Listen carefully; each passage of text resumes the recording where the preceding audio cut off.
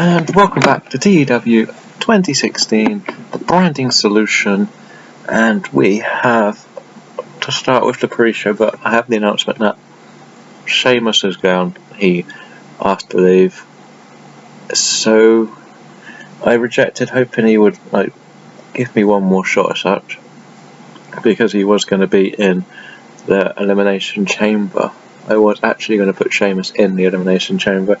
We can't negotiate, and now he's refusing to work for me, and that's him finished, I believe. I don't know if you can escape this. I may look at the editor, but otherwise Sheamus is gone. So I will be looking for a new sort of almost main event hill to develop, and I have a couple of options. And obviously I've got Bad News Barrett coming back from injury very soon, so that's all good. As for the show, we are starting with #DIY defeating Corino and Dave Finlay Jr. Corino's got a slight injury which didn't help the match, but this was more just to give Rush and Peck a little push, or little momentum. Justin Gabriel defeated Norway Jose. Yeah, good enough. Crime Time defeat the Ring Kings. I keep trying to push Crime Time. They'll probably never win the titles, but they're a good team to have around, really. New Day 3 defeat Miller and Thorne. Again, Miller and Thorne are a great tag team. It's only a matter of time before they're on my main roster, and a C is great to see. Curtis Axel beat Kevin Kiley or Alex Riley. Again, the Curtis Axel is getting better, which is good, and someone with good chemistry with him at last, so that's all good. Big E and American Alpha defeat Wolf, Cody Hall and Bo Dallas, and it's a C-, which I think is very good. Big E probably carried the whole match. It did what we needed to do, keeping American Alpha and Big E happy. Bo Dallas, just like in real life, I just don't know what to do with the guy. And my main event, I did Roderick Strong defeated Rhino, and Roderick Strong won. Good, solid win. We start the show with a Shield reunion, which got a nice A-star. The idea is Seth Rollins is trying to goat Roman Reigns into turning heel and reforming the Shield, because after Elimination Chamber, him and Ambrose are both going to be champions, so why not turn heel and we can dominate Monday Night Raw. And it's a good little tease. We have Rollins versus Reigns for the title, and Dean Ambrose is in the Elimination Chamber.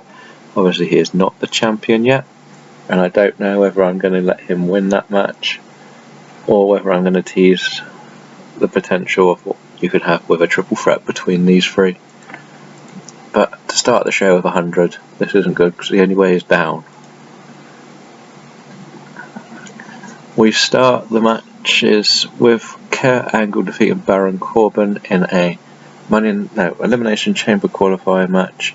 This was meant to be Sheamus versus Angle, and Sheamus was going to beat Angle, and Baron Corbin was going to cost Angle the match.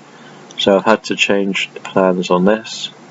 We can now put Baron Corbin against Jack Swagger going forward for a couple of months before a rivalry with Kurt Angle. I looked at the option of putting Baron Corbin as winner, but I didn't want to upset Kurt Angle because he's a great worker, and he would never have won the Chamber, and so yeah, it's a great start really for Baron Corbin, so we'll keep going.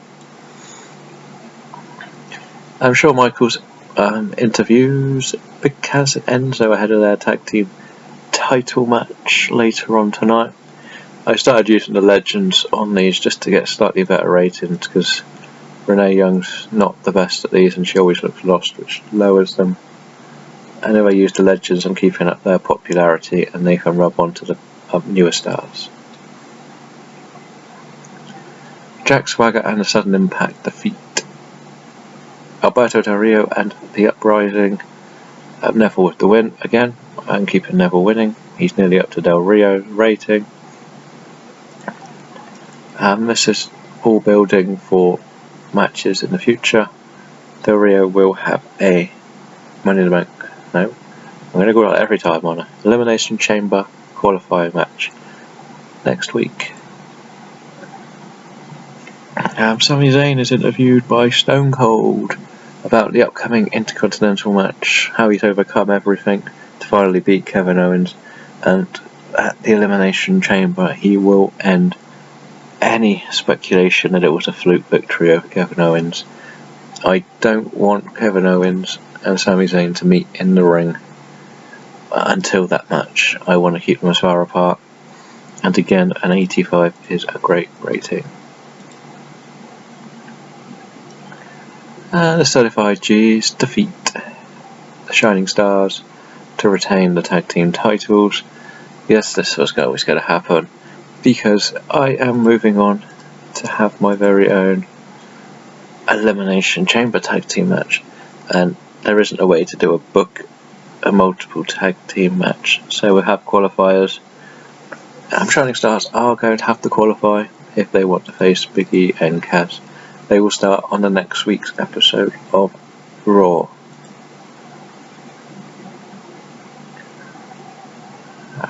But Shining Stars are going to have to qualify, definitely.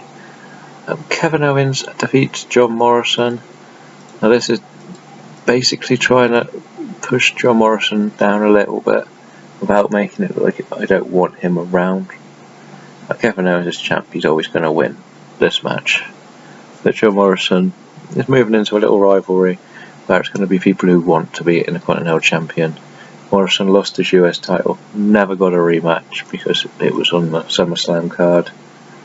So this is building up to a nice little aftermath, because Owens and Zayn have got to keep them together for a bit longer.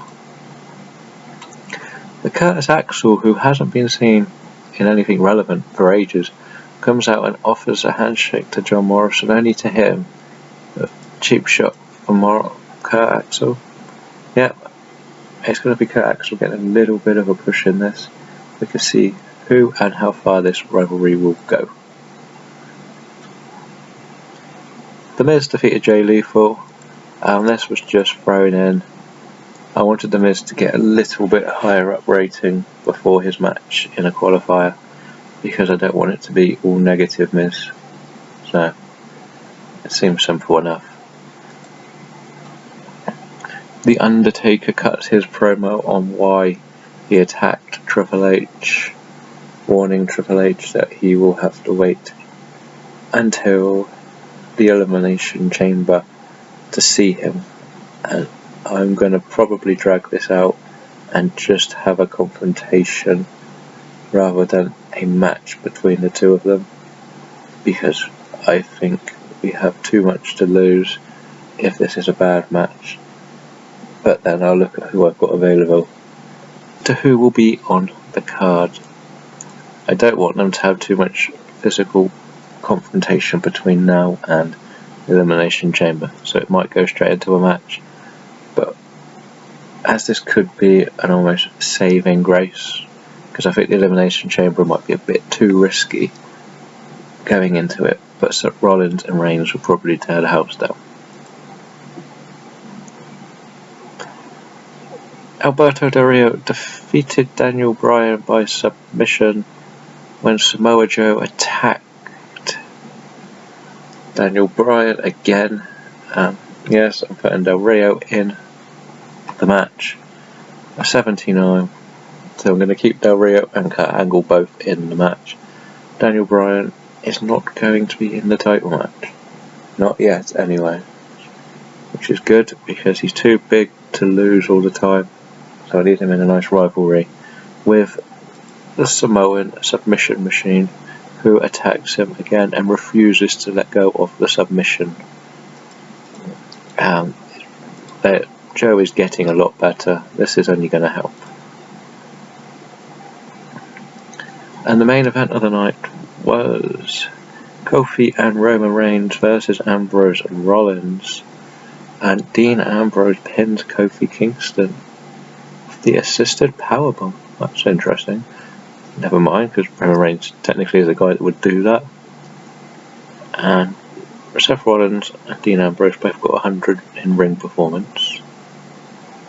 That was really impressive. Kofi is the weak link, which is sad because he is my champ. And it hasn't helped the storylines. And I've gone with this one to finish the show with Reigns and Rollins being held apart because they just want to rip each other's head off.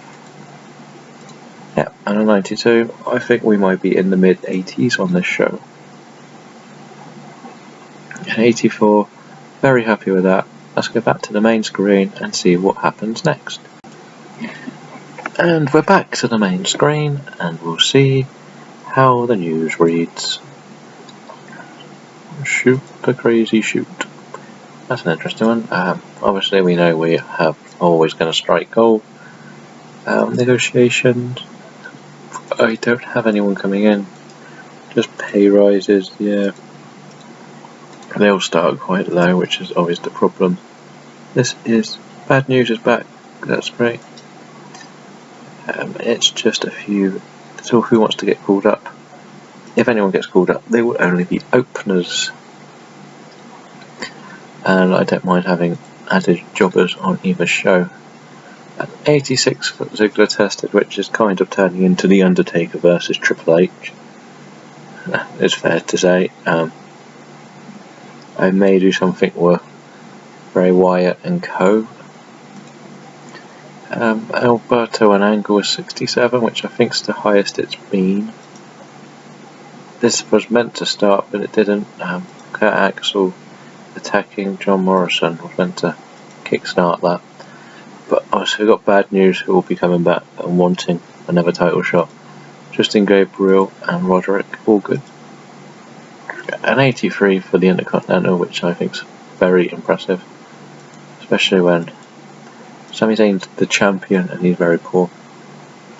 Fair enough. Making an impact, that's getting better, I'm happy with that. This is still in the first stages. Samoa Joe, Daniel Bryan, 83, happy.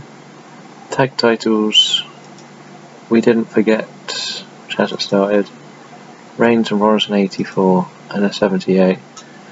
This is why I'm kind of worried that this could go badly. As for the pre-show on Raw, I can't show the card because I put them all in. The idea was the tag team titles are going to be qualifiers between American Alpha and Crime Time, Sudden Impact and the Ascension, and the Usos and the Shining Stars. And we still got Bray Wyatt versus The Miz and Dolph Ziggler versus Ryback, which I could have done the other way around, but I've had Bray Wyatt and Ryback happen many times before. So, yeah, and we'll see who wins them. You can leave a comment below if you want to predict who will win these matches and who will be in the Elimination Chamber. Let's just see who is hot and who is not. Enzo is right up there. Cody is doing great, and bad news being back is good to see. Basically the top 4 I don't use. At least I'm still trying my hardest to turn around. But that will complete the Raw episode. Thank you all for watching, and we'll be back with SmackDown next time out.